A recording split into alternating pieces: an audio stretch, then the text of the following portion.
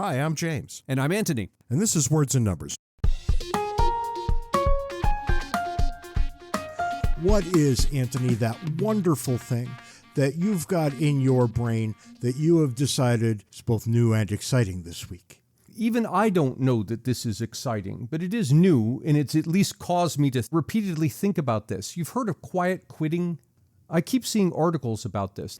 You don't quit your job, you just scale back to do what's required. You don't go above and beyond. Let's just say that I understand. I had to think about this for a while. At first, I equated it with what I would call shirking, but then the economist in me says, well, no, hang on. If you, the worker, have engaged in a contract with an employer, and the contract says you're supposed to do A, B, and C, and you do A, B, and C, and let's say you even do it well, to do D, E, and F as well, it's beyond the contract. Why would you do that? Now, employers will do this thing, and it irks me every time I hear it. They'll say things like, this business is a family. The implication being that you give it your all.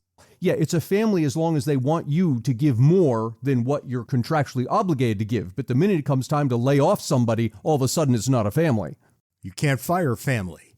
You have to just deal with it. I think we have this work ethic that comes down from our parents and grandparents of, you do your best at a job, you give it your all, and I can understand all of that. But if you're going to go beyond what you were contracted to do, the employer then would have to, by symmetry, go beyond what he's promised to pay you. And that does happen. You get jobs that involve bonuses at the end of the year, and that I can see. You go above and beyond what's required of you, and the employer in turn goes above and beyond what's required of the employer in terms of paying you. But for jobs that don't include bonuses like that, I have come to the point of not seeing a moral argument for giving more than what you contracted to give. It used to be the case that every employer gave Christmas bonuses, and then it just slowly ramped down. And what also ramped down were bonuses for any other kind of thing, too, unless they were contractually specified. If you sell H number of units, we will give you I bonus. Take all of that and apply it to tipping. And all of a sudden, you've got something very uncomfortable, that the contractual arrangement when I go into a restaurant is that I pay what's listed on the menu. There is no contractual relationship to tip. I think that's wrong. I think that's very incorrect. No, but there is no contractual relationship. That's very clear. No, I don't think it's clear at all. Tell me why. Because it's an unspoken rule, amore, if you want to call it that the price of the entree is money that's going to the restaurant owner. But if you had the nerve to sit down in a place where they have waitresses and waiters, it's an unwritten, unspecified contract that you will tip them. How much is the interesting question? I waited tables for a grand total of 3 days, and I've been a chronic over-tipper ever since. I'm going to tip well over 20% as a rule. But 15, I get it. 15%, double the tax in most jurisdictions, is what people usually do. But notice, nobody walks into a restaurant and doesn't tip. That's how you know it's an unwritten contract. Yeah, I've got a problem with the phrase unwritten contract. What Well, you're describing, it would, call it a more if you like, or an expectation, but it's not a contract. I'm not going to get lost in semantic argument here. I think everybody knows what's expected. Granted. However, we're getting off of my point. My point is not to make an argument against tipping. Rather, it's to say, look, suppose your waiter did the absolute minimum. That is, what's his job? His job is to take your order, bring you food. And suppose that's what the person did. That's it. There's no small talk. There's no checking up on you, any of that business. The worker is behaving the way we think about quiet quitting, doing exactly what he was contracted to do. I think most reasonable people would look at that and say, why does this guy deserve a tip? He hasn't done anything. And what actually happens is more what you're describing of, yes, almost everybody gives a tip, but also on the other side, waiters and waitresses, almost to a person, will go above and beyond what's contractually required for them to do the job. And we've all had the experience of a terrible waiter. Right. And I have had waiters, maybe 2 in my entire life, who got no tip whatsoever from me. And more than that, they got an explanation of why they got no tip from me, which is even worse than not tipping, right? You stand around get a scolding from James. That's right. You get yelled at because you were a lousy waiter. But usually, if it's marginal service, you get the standard 15. Whereas if somebody really went the extra mile, my tip level grows to 25 or even 30%.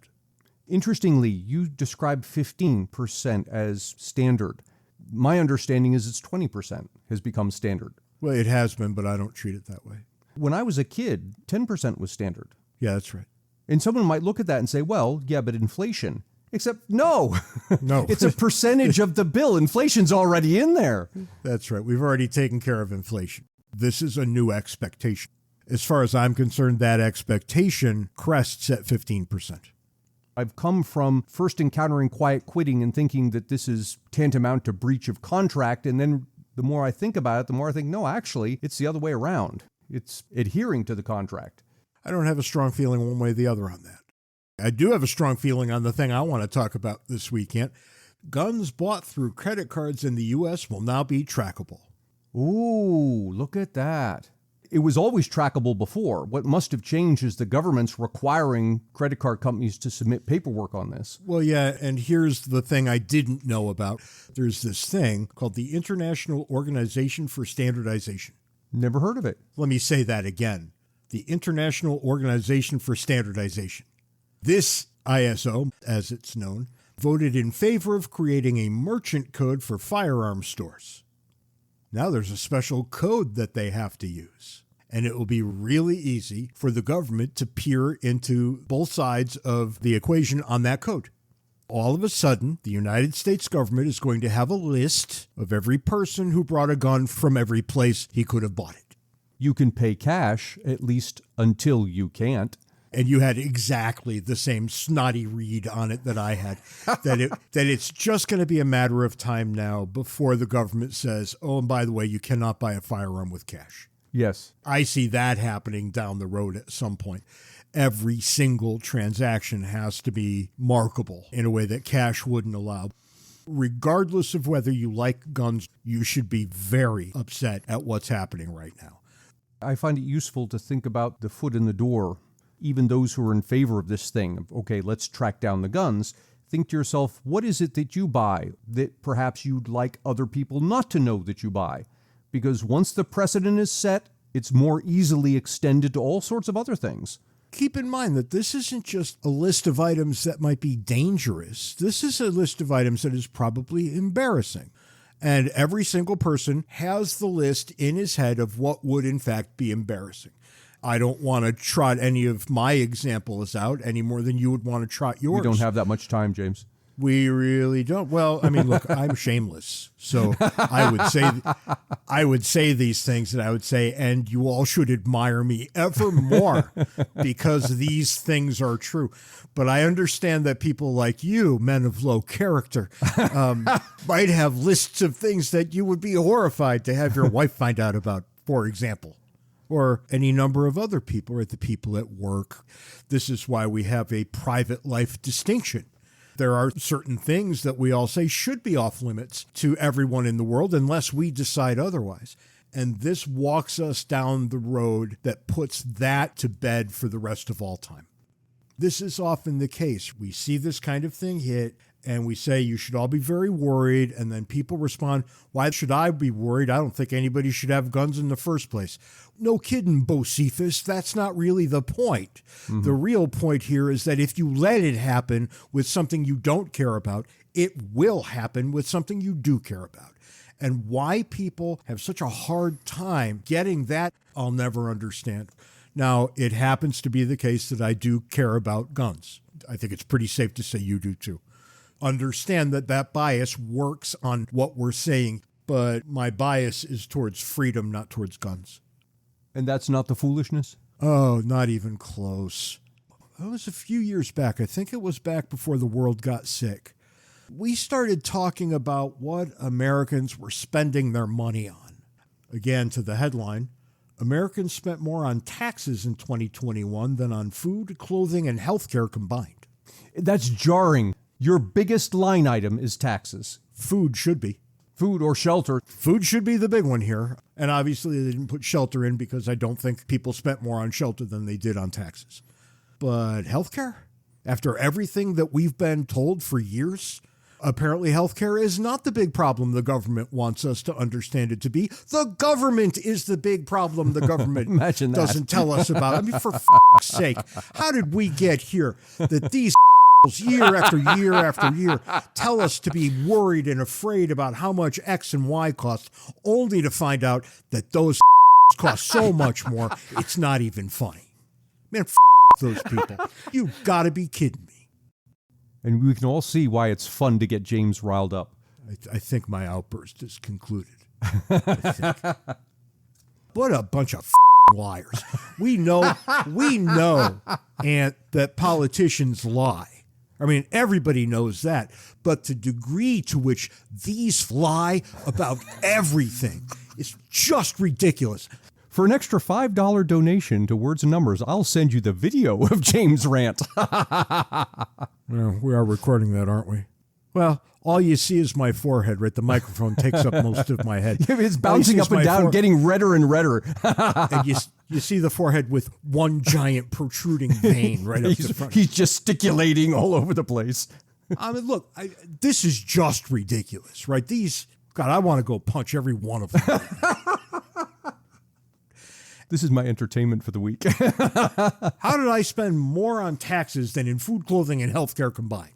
I'm hungry, my clothes all don't fit, and I'm in ill health. I spent a lot of money on these things. I have something not foolish. I want to talk about mugs. Oh, right, because I got another 100 emails. We had a contest asking listeners to guess how many ounces of pipe tobacco James has. I got a bunch of emails. Almost all of them were in the hundreds of ounces. Only one went over the correct number. The correct number is 1,726.5 ounces. And for those of you who do the math, that's over 100 pounds of tobacco that James has sitting around his office. Thomas Wright guessed 4,073 ounces, which was one of only two 4-digit guesses, but he goes over, so he doesn't count. The winner is Evan Davies, no relation, who guessed 1,527. He actually came pretty close. That's actually really close, isn't it? My favorites were the ones that were coming in like 40 ounces. If I can fit it into a big gulp cup, come on, that's not the right answer. So, Evan, if you would email your address to wordsandnumberspodcast@gmail.com, I'll be happy to send you a mug. Congratulations, Evan. Now, we have to give a mug for this week, and I propose another contest. This one will be easier than guessing James Tobacco. First person to email in the correct name of the voice actor who read the audible version of Cooperation and Coercion, our wonderful book that you should all purchase. But they could just go look that up. What kind of competition is that? I know they can do that. That's why I said it was easier. Be the first to send in the correct name, wordsandnumberspodcast@gmail.com. To get more Ant and James, buy a copy of our excellent book, Cooperation and Coercion. You can find the paper and electronic versions on Amazon and the audio version on Audible. If you'd like to support Words and Numbers, make your way over to patreon.com/wordsandnumbers, where you can contribute to our podcast-making habits. If you'd like to schedule us to come speak at your event, be it corporate or educational, or have James officiate at your wedding, send us an email at wordsandnumberspodcast@gmail.com. This is the weird thing that happens with time. At some point, you lose all track of it and it doesn't exactly matter anymore. When we were young, half years mattered. How old are you? I'm 9.5. Right. So much closer to 10, right? So much closer. I think it's due to the fact that when you're 10 years old, a year is 10% of your life. Mm-hmm. When you're 50, it's 2% of your life. It's even more than that because, yeah, it's 10% of your life. But what about your sentient life? You probably didn't start building real memories until you were at least 3. Right. Time takes on a different appearance when you sit back and really think about it. Certain ages were so important to me when I was a boy. When I was 8, I found a science kit. Do you remember those? Mm-hmm. I found a science kit in a department store, and I picked it up, and I brought it to my mother, and I said, I want this, please. And she said, oh, no. And I said, but I want it. And she said, you're going to try and blow things up. And I said, well, yeah, that's what a science kit is for. Yeah. And she said, you can have that when you're 10. 3 days after my 10th birthday, we were in a store. I grabbed the same thing. I brought it up and said, I'll take this now, please. I'm 10. And she couldn't believe that I remembered this. Yeah. The next one was 13, remember? And now you're a teenager. Mm-hmm. All my Jewish friends were having bar mitzvahs, right? There's this obvious point in your life that's just somehow different. And unlike my Jewish friends, my parents didn't consider me an adult. And truth be told, my friends' Jewish parents didn't either. But you take the point. And then it was 16 when I could drive. And I was at the DMV, pounded on that door the minute they opened. I had all the forms filled out, and I'm ready to roll. And Aunt, you've known me for a long time. How many times have I ever been anywhere willingly at 9 a.m.? Yeah, at 9 a.m., absolutely not. And there it was. And then all of a sudden you're 20. You're into your second decade. And then 21, and you're an adult. I think there's a big difference between what young people think of when they think of becoming adult and what adults think of when they think of young people becoming adults. And so the young people say, well, 16, I should be an adult at 16 because why, I can drive, or 18 because I can vote, or 21 because I can legally drink, or whatever it is. But as an adult, I look on kids in front of me in the classroom, even those that are junior, senior level. We're talking about 20-year-olds, sometimes 21-year-olds. And I think, my God, they're children. Yeah, they're like embryos. And yet they're making decisions like, well, they've already made decisions to take on debt for college loans, but they're making decisions about getting married or what jobs to take.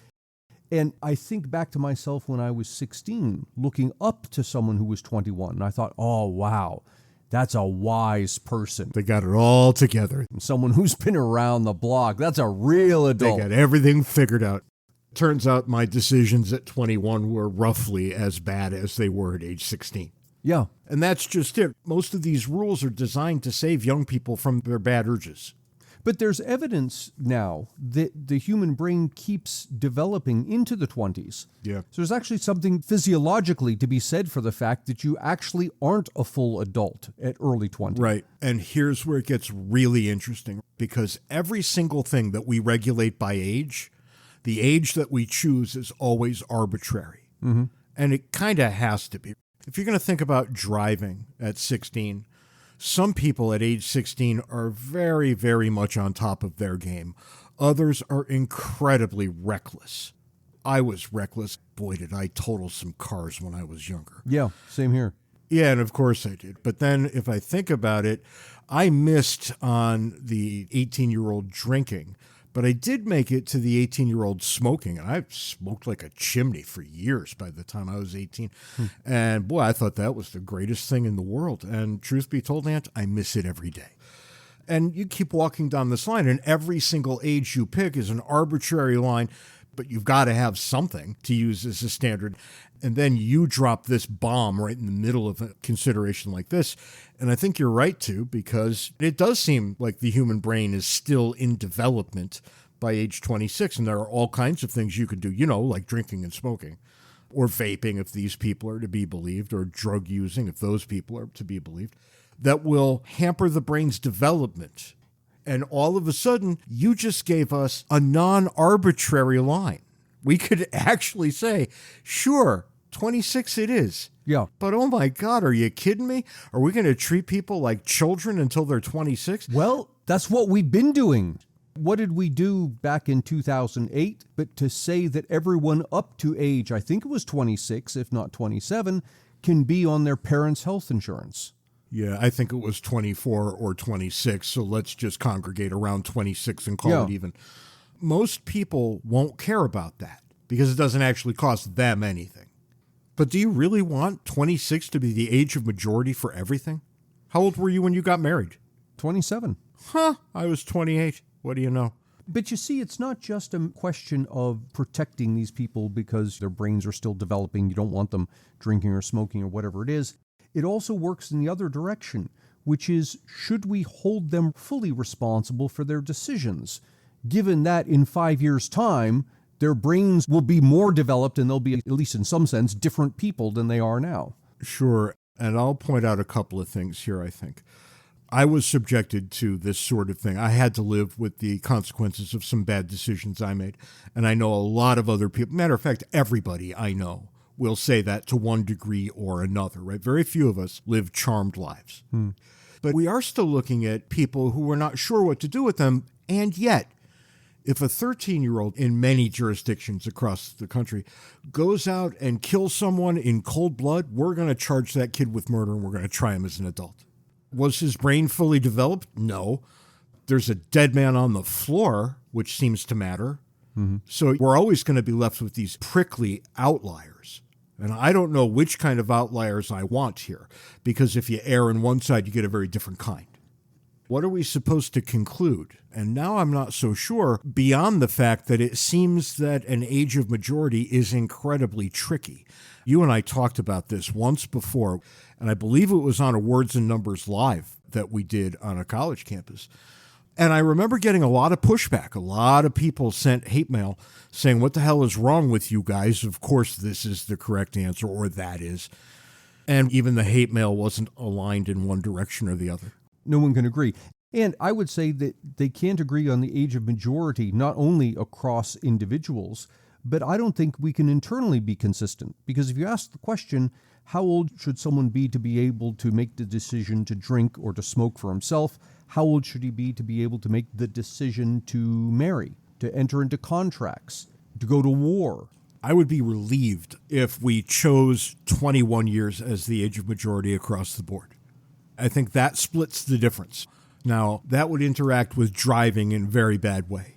Young people need to be able to drive to get to jobs that they need to have. So I don't know, all of a sudden I've got an exception. And then we've got constitutional language saying that 18 is the age to vote, which means we'd have to have a constitutional amendment to overturn that. Okay, so now we've got two exceptions. Congratulations, we're right back where we started. Even as you say something like young people shouldn't be held fully responsible for their actions, I can't help but say no, they actually should be. There's a weird thing there, because I can agree with you. People should be held responsible for their actions. But the weirdness comes in when you're dealing with someone, let's say a 15-year-old, and you hold him responsible for his actions, but then come 20, because of this development, I don't know that he's the same person. And so now, in some sense, you're holding somebody different responsible for someone else's actions. I know I made decisions as a young person that today are appalling to me. Sure. I would never make such a decision. And yet, it raised the question, should I, the old aunt, be held responsible for something that the young aunt did when the old aunt agrees with you 100% that the young aunt had no business doing that? I get it. You're running headlong into Eastern philosophy here. What is the nature of the self? There's this nice Buddhist example that you can think about.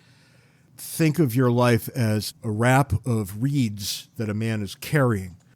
And as he walks, he picks up more reeds and he shoves them into his quiver. And the more he shoves in, every now and then one falls out. As he keeps going, by the time he's at his final destination, it's pretty clear that he's got a lot of reeds, and none of them might have been in his container at the beginning of his journey. Right. So, okay, you're the reeds. I did a Smoking Stories about this. I'll give you a link in the show notes for those of you lazy people who didn't watch it. I looked at rock bands in which all of the original members were gone, and yet they still tour. Right, yes. What the hell is that, right? But part of me wants to be as serious as a heart attack about this and say that I don't really give a shit that you somehow in your dotage have come to think that what you did at age 16 was stupid. Yeah, sure, we all did stupid things. But by your analysis, it might be the case that you wouldn't be willing to hold somebody accountable in the form of child care payments. Do you think they shouldn't have to make good on that? It's yet another outlier. We're back to the problem. There's no clean answer to this question. When is an adult and when is not an adult? That's right, there isn't. Society held me accountable for a number of my problems, a number of my actions. And yet my parents still said, all right, we'll see you back at the house. They understood that I was probably not making adult decisions because I was probably not an adult. Yeah. And yet the judge always treated me as an adult. I remember one time we went to court with a friend of mine, and his mother got up and stood next to him. He was 18 and stood next to him when the judge was about to address him. And the judge yelled at her and said, ma'am, you go sit right back down. Your son is an adult in the eyes of the court. we've been talking about this from the perspective of protecting young people because they're developing, or should they be held accountable for decisions they made later in life.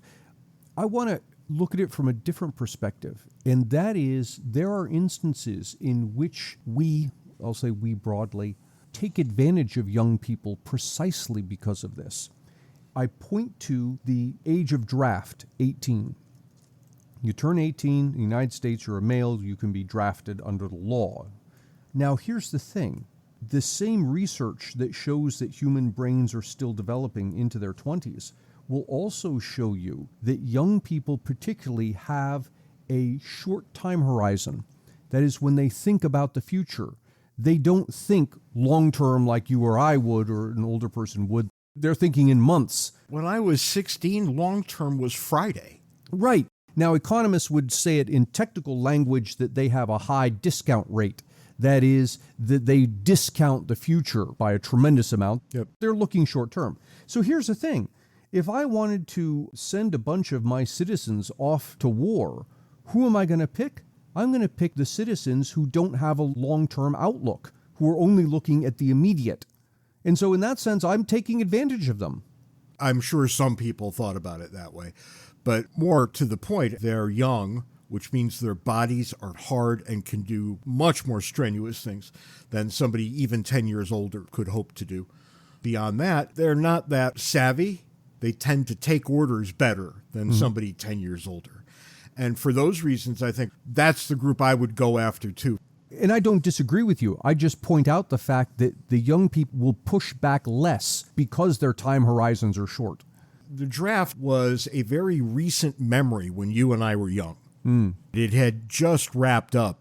And yet when we look to Israel, every citizen of Israel serves at age 18. Yeah, male and female. That's much different from what we had as a draft. There was no way we were ever going to say that every single 18-year-old had to serve. From time to time, I'll see students in front of me who have spent a couple of years in the military, and they are way beyond, in terms of maturity, Light years. the other students there. And so it kind of raises the question, what's the causality here? On the one hand, we've been talking about shielding these young people until they become old enough to know what they're doing. On the other hand, maybe throwing them into the fire matures them. I can tell you what I have always done, and I've done it because I lived the opposite way and paid for it dearly. I exert authority over them so that they can develop self-discipline. That's what the former soldiers bring to your class. How do you know? They sit in the front. They sit up straight. They've got a book open. It's open to the right page. You see the notes in the book. You know they do all the homework because they score very highly on all the quizzes and tests. And what is that?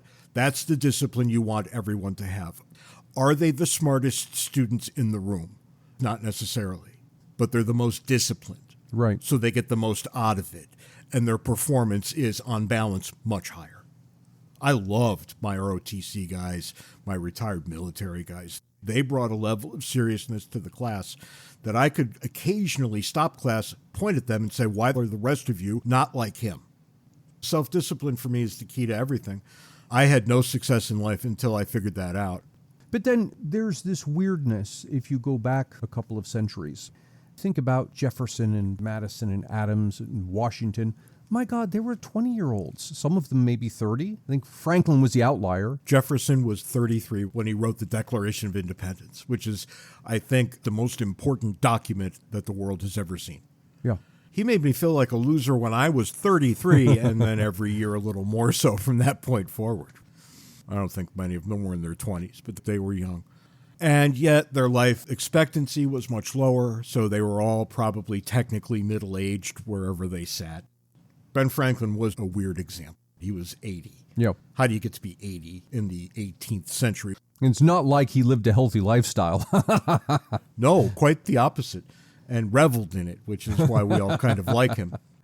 I think I'm left where I was before we started talking about this, and where that was looking at a bunch of arbitrary lines that we've drawn to determine when they can be responsible for certain things. 16, you drive, 18, you vote, 21, you drink. It just seems so ridiculous.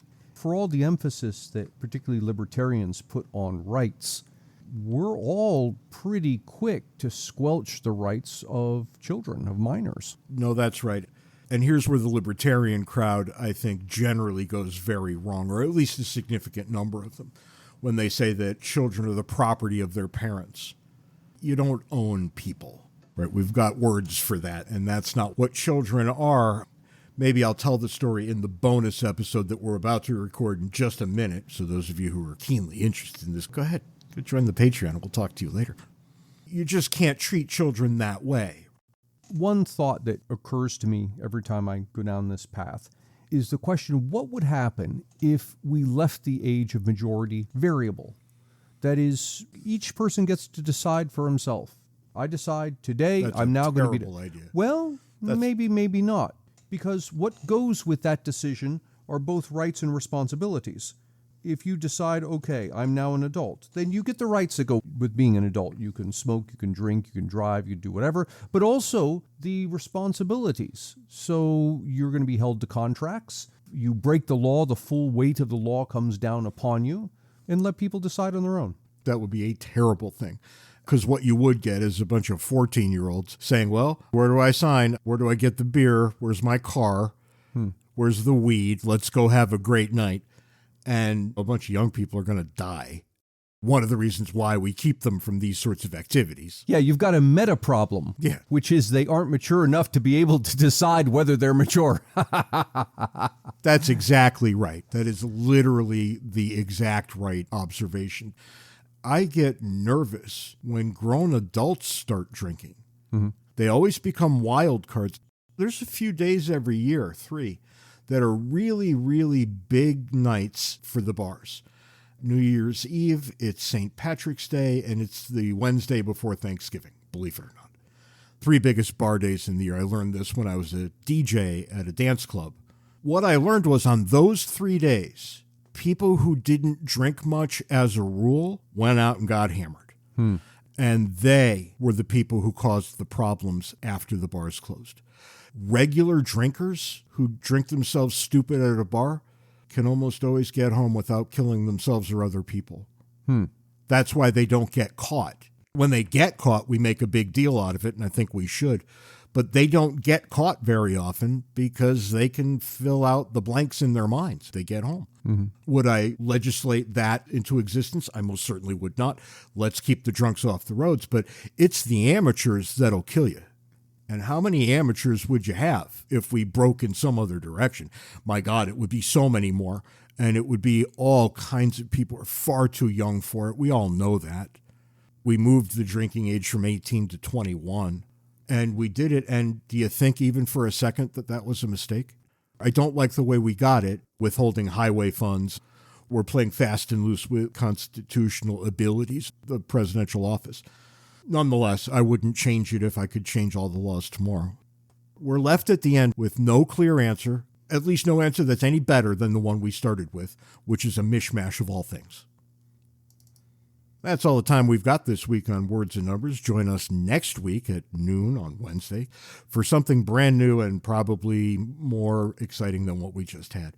Until then, join us on Words and Numbers Backstage, the Facebook group where the conversation continues. Find us on Twitter. Handles are in the show notes. And stop by our new website, wordsandnumbers.org, and send us email, wordsandnumberspodcast@gmail.com. Until next week, just be nice to each other. It doesn't take all that much. The whole world would be better if you were just a little nicer to each other. Catch you later, Aunt. See you next week, James.